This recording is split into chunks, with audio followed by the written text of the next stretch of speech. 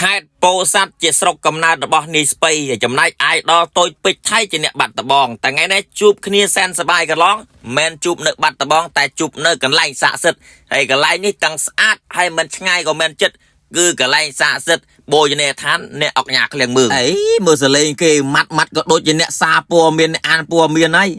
ចឹងហើយកូនគេអ្នកធំត្រូវអ្នកច្បាស់លាស់ចឹងហើយគេនិយាយម៉ាត់ចឹងហើយបាទបងប្អូនទាំងអស់គ្នាណែខែចូលឆ្នាំគឺថាខ្ញុំបាទនេះស្បៃបានមកដល់ស្រុកកំណើតខេត្តពោធិ៍សាត់ហើយក៏បានជូនពុកម៉ែប្រពន្ធកូនគាត់ថាបានមកសុំលៀបសុំជ័យសុំសេរីសុស្ដីឆ្នាំថ្មីបាទនៅកន្លែងបាទលោកតាឃ្លឹងមើងដែលជាបារមីធំនៅខេត្តពោធិ៍សាត់ពងតារៀបចំចូលក្នុងហ្នឹងអាចដល់តូចពេជ្រថៃយើងក៏មកដែរចឹងទៅបាទឲ្យធុករួមគ្នាតែហ្មងបាទអញ្ចឹងបានថាមនុស្សយើងឲ្យតែមាននិស្ស័យនឹងគ្នាបងប្អូនរស់នៅឆ្ងាយគ្នាប៉ុណ្ណានៅទីតាំងណាក៏ដោយបាទគង់តែជួបគ្នានៅកន្លែងណាមួយទេសំខាន់អញ្ចឹងបានថាឲ្យចេះស្រឡាញ់គ្នាច្រើនបាទហើយថ្ងៃនេះម្ដាយខ្ញុំក៏គាត់មកលាប៉ុណ្ណឹងដែរប៉ុន្តែលាប៉ុណ្ណឹងនេះមិនមែនមកចាញ់សម្បត្តិអីទេណាបាទគឺគាត់សុំបាទជំនាន់ប្រទេសយើងមានបញ្ហាជាមួយប្រទេសខាងលិចហ្នឹងគឺគាត់សុំបាទក្មួយគាត់បាទធ្វើទាហានបាទបងចដូនមួយខ្ញុំហ្នឹងគឺគាត់ធ្វើទាហាននៅព្រំដែននៅផ្សារតមន់តូចតមន់ធំអញ្ចឹងគាត់សុំឲ្យសុខសប្បាយសុំឲ្យបានជ័យជំនះអញ្ចឹងទៅបងខ្ញុំបាទក៏បានទទួលបានសុខសប្បាយទទួលបានសុខសុវត្ថិភាពក៏គាត់មកលាប៉ុណ្ណឹងគាត់ថ្វាយផ្លែឈើថ្វាយអីផ្សេងជំដល់លោកតាឃ្លៀងមើងដែលជាអ្នកមានបារមីធំនៅក្នុងទឹកដីខេត្តពោធិ៍សាត់យើងហ្នឹងបាទអញ្ចឹងបន្ទាប់ពីថ្វាយផ្លែឈើលាប៉ុណ្ណឹងហើយបាទក៏នាំពុកម៉ែប្រពន្ធកូននេះដើរឆ្លងកាត់ខ្លោងទ្វារផ្ដាច់គ្រោះនេះបងប្អូនបាទគឺយើងឲ្យមានជំនឿថាឲ្យកាត់គ្រោះបាទចាស់ហ្នឹងគ្រោះអាក្រក់រឿងអាក្រក់ហ្នឹងឲ្យទៅបាត់អស់ទៅសល់តែរឿងសេរីសុស្ដីហេងក្នុងឆ្នាំថ្មីបាទបន្តទៅមុខទៀតហើយជាបន្តទៀតនេះគឺយើងមកឲ្យចំណីត្រីបងប្អូនបាទត្រីវិញច្រើនណាបងប្អូនណាមានបាទត្រីទីឡាប់យ៉ាក្រហមមានត្រីដែងត្រីអីផ្សេងបាទហើយម៉ាក់គួតូចនោះអូយឲ្យទាំងមុខញញឹមប្រំប្រៃឆ្នាំថ្មីនេះនឹងតែហេងលុយចូលមើលហើយបើកលេខមើលគួតូចវិញគាត់តែឲ្យចំណីត្រីហ្នឹងក៏ជារឿងសង្ហាដែរមើលប្រុសមកនេះបាទកន្លោះស្ដោកអស់ហើយនិយាយទៅកូនខ្ញុំទាំងពីរហ្នឹងនិយាយទៅសម្រស់អត់អ៊ូទេបងប្អូនจะមើលធំឡើងកន្លោះទៅសង្ហាអត់ចាញ់ប៉ាគេទេ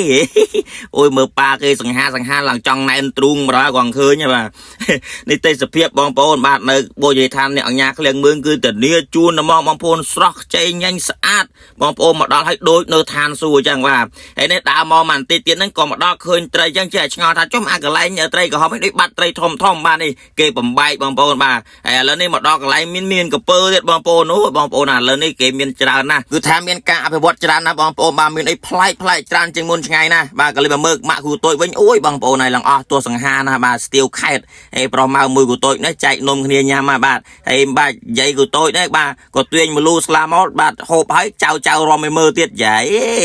មានទុកផ្ទាំងទស្សនីយភាពនឹងមុខឲ្យមើលពេលហូបចុកទៀតណាអញ្ចឹងបងប្អូនអាចអញ្ជើញមកលេងកំសាន្តនៅតំបន់បូជនីយដ្ឋានអ្នកអញ្ញាឃ្លៀងមើងដែលជាតំបន់ប្រវត្តិសាស្ត្រក្នុងខេត្តពោធិ៍សាត់ស្រុកបកានបងប្អូនណាបាទអញ្ចឹងបងប្អូនអាចអញ្ជើញមកបងប្អូនស្អាតដាច់ជាងមុនមកស្អាតប្លែកបាទបងប្អូនយើងក៏ថាមកច្រើនមែនតើមិនថារដូវចូលឆ្នាំភ្ជុំបិណ្ឌឬក៏រដូវណាទេគឺថាមកសុំលៀបសុំជ័យសុំសេរីសុស្ដីសុំសេចក្ដីសុខចម្រើនហើយគឺបងប្អូនយើងមកបាទគ្រប់មជ្ឈដ្ឋានគ្រប់ក្រុមគូសាមកបាទដើម្បីសុំលៀបសុំជ័យសុំពរជ័យពីលោកតាបាទហើយឥឡូវនេះបងប្អូនបន្ទាប់ពីយើងដើរទស្សនាឲ្យអស់ហើយបាទនេះចូលក្នុងឡានវិញប្រុសម៉ៅក៏ឃ្លានម៉ាំហើយបាទក៏ដាក់មកទួតែម្ដងបាទហើយបងប្អូនបាទទៅដោះគោប្រុសម៉ៅម៉ាំនេះគឺទៅដោះគោអ៊ីនឡាក់ហ្នឹងហើយបងប្អូនបាទហើយចឹងជម្រាបបងប្អូនបាទទៅដោះគោអ៊ីនឡាក់ហ្នឹងគឺបាទមានបាទអត្ថប្រយោជន៍ខ្ពស់ក្នុងសម្រាប់កុមារបាទជំនួយខួរក្បាលជំនួយបាទដល់គ្រាប់ឈាមក្រហមបាទជំនួយដល់ការចងចាំជួយសម្រួលសុខភាពកូនយើងឲ្យបាទ